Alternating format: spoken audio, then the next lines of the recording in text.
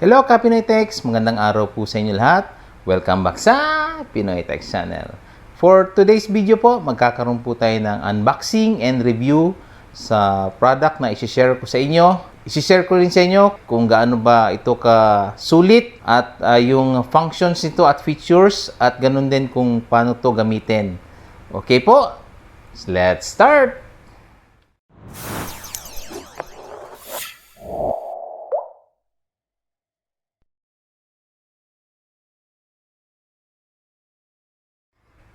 Okay, simulan na po natin i-unbox itong product na binabanggit ko po sa inyo kanina na gagawa natin ng review at kung ano yung applications nito.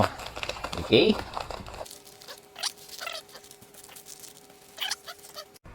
Okay, ang tawag po dito is ang dual port wall plate. Ayan. So ito po yung wall plate na kakabitan natin ng jack. Ang tawag naman dito is shielded tool-free keystone jack. Ipapakita ko sa inyo mamaya kung paano siya ikabit at paano gamitin.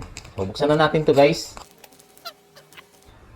So itong klaseng wall plate na to is dust resistant to po yun, no? Yung may cover dito. Ayan. Pagka-insert po ng Ethernet cable, pagka-remove naman, kusa rin siyang magsasara. Protection po siya sa dust, automatic po siyang bumabalik. Ayan, okay?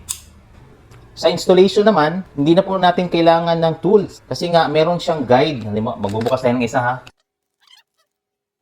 Ayan, ito yung pinaka RJ45 na jack. Ayan, dito i-insert yung LAN cable. At dito mo naman siya ikakabit yung wire, di ba? Normally is gagamit tayo ng crimping tool. Kailangan pa nating i-memorize yung position ng mga wire. Ito kasi may mga kulay na. Ito, ganun din. Same lang sila. So, meron tayong apat dito. So, ang ikakabit natin is yung dalawa. Ayan o. Pag kabit naman sa wall, halimbawa, ito, dito sa wall, ayan. Meron siyang parang lang din, parang ordinaryong saksakan ng outlet. Meron siyang dalawang screw. Ito naman yung cover niya. Tapos madali na lang kasi siya eh. May lock lang siya oh. Oh, so tapos pag tinanggal mo lang nakaganon siya. Pag tinanggal mo so easy to use talaga. Yung benefits na nakukuha natin dito, mas madali siyang ikabit, so save time. Yan, and effort. So very easy to install. So, dito tayo ngayon sa pagkabit ng wire. Okay? Naka-ready na ang ating UTP cable o itong LAN wire. Ayan, naka-color coding naman siya. So, ang next na gagawin natin is i-insert natin to dito sa guide. Ayan, meron siyang guide na kulay. Halimbawa ito. Ayan, blue. Blue sa taas at sa baba is brown. Ayan. So, dito siya sa may right side. Ayan. Kumbaga, hatiin lang sa gitna. And then dito naman sa kabila, yung isang set naman ng kulay. Okay? Ayan. So, ngayon, yung bawat partner nitong wire, ayan, halimbawa ito, blue, tsaka white blue. So, ibig sabihin yan, dito yan. Halimbawa ito, nakahiwalay na. Dito naman yung ayan. So, dito yung blue. And then next yung white blue o yung ayan, ito white blue. 'Di ba? So sa tapat naman niya, ayun yung brown. So ang ginagawa natin is step by step para mag-guide kayo kung paano ikabit yung UTP cable dito sa RJ45 o itong jack na sinasabi ko o binabanggit dito. Ayan. So ngayon, yung brown dito sa right and then white brown dito sa left. So unahin natin 'tong ayan, brown, and then next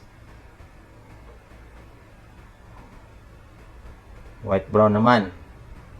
Ayan. O, di ba? So very easy. Next, dito naman sa kabila, orange, green, white, green. Tingnan natin sa kabila anong kulay. Pwede siya magkabaligtad na kasi same lang. Okay, so ilalagay na natin tong green dito. Yan. Okay. And then dito naman yung white. Okay. So sa kabila naman, yung full orange or green dito. Ayan. And dito naman din yung may white. Okay. So ganyan. So ganyan siya. Puputulin na natin yung sumobra na wire. Okay?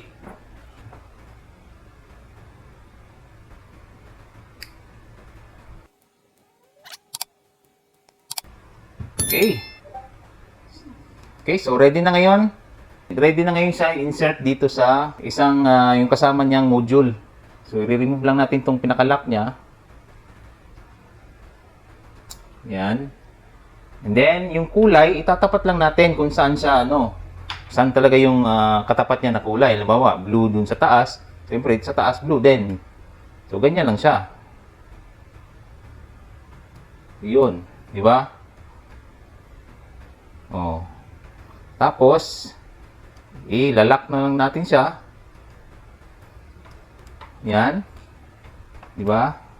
Tapos ito yung pang-lock niya. Yun. Oh, di ba nag-lock na? Oh. Nag-lock na tong both sides at meron pa siyang isang lock dito. Yun. Di ba? Ayan. Tapos dito siya i-insert. Tingnan natin ha. So meron siyang pang-lock ito. Ayan. So up, meron siyang guide up. Ayan. So pag ganyan yung position niya, ayan, yung up na pag ganyan. Tingnan natin ha, insert natin. Oh, ayan nag-lock na nga. So kuha tayo ng isang LAN. Tingnan natin kung magi-insert siya. So meron ako ditong isa. Ayan tutulak mo lang siya pag ganun. Oh. Very easy. Okay? Remove. Kusa lang siyang magko-close. Very easy po. Ayan. Insert ulit natin. Nag-lock. Talagang kapit na kapit. Oh. Ayan. So, napakadali lang po i-install tong ganitong module. Wall plate na may kasamang tool-free keystone jack. Ito yung tool-free keystone jack. Ito naman yung wall plate. So, matibay po siya na klase. Hindi po siya basta-basta, ayan makapal na klase na material po ang ginamit dito. Same with those 3 jacks. Ayan. Ito. So, pagtanggal naman, kung halimbawa, nagkaroon ng problema itong jack nyo, so, ganun lang din. Napakadali lang. Simpleng-simple lang po tanggalin. Ayan. Kumbaga, lang siya. Para lang siyang Lego na meron siyang katapat kung saan magmamatch yung pagkakabitan. Ayan. Ito na po siya. Yung pangalawa nating jack. Buksan na rin natin. Tool-free keystone jack. Ito lang po yung laman niya. Ulitin ko. Dito i-insert yung wire. Tapos yung wire, may mga color siya. So, bawat kulay, i-insert mo lang dyan. Tapos, ikakat mo yung sobrang wire. And then, pagkatapos nun, i-insert mo dito. Tatapat mo dyan sa kulay. Halimbawa, itong blue. And then, merong blue dito. Pag ganun lang din. Yan. Yan. Yan. Maglalak na yan. Tapos, ito na yun yung maglalak sa wire. Ayan. Pagka-insert niyan, hold. Ayan, nag-lock siya, and then lock din. Okay? Tapos, ayun, basta yung up na arrow, ayan, dun din yung lock banda. Okay? Ito namang isa. Di ba? Okay, insert natin. Okay, insert natin. Ayan. Yung isa.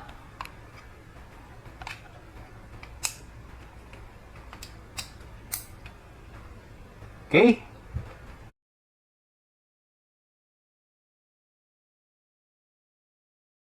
Okay guys, naka-ready na yung natin. Ito yung from out, ito naman yung source. So ngayon, gagamit tayo ng tester.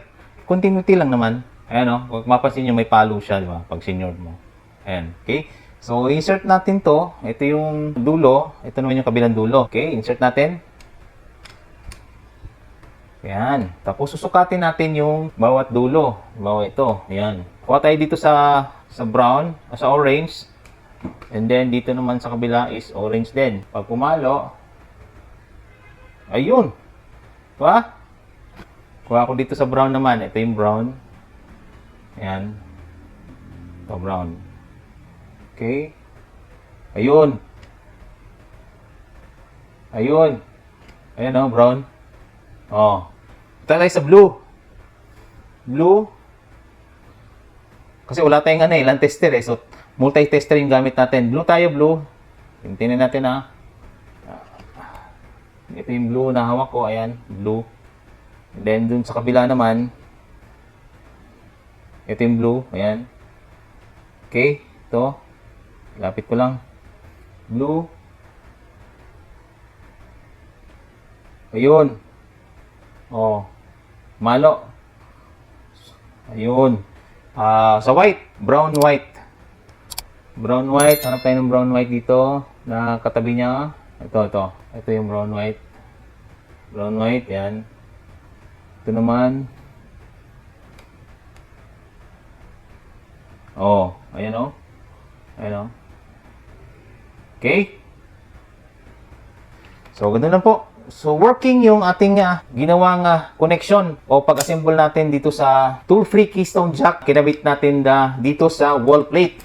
I hope nakapagbigay ito ng idea sa inyo guys na meron na palang ganitong product na mas madaling i-identify, madaling yung guide niya, napakadali. Kahit ako na-amaze kasi nga nakakalimutan natin minsan sa pag-crimp natin ng UTP cable, nagkakaroon ng problema. Especially doon pag lagay doon sa jack o yung RGD45 na jack, doon nagkakaroon pa ng disconnection. Kahit isa man lang sa wire na ma-disconnect, uulitin at uulitin mo. Dito kasi, madali siyang baklasin, madali siyang palitan. So, sa mga nasa IT industry, I'm sure makakatulong ito ng malaki sa inyo guys.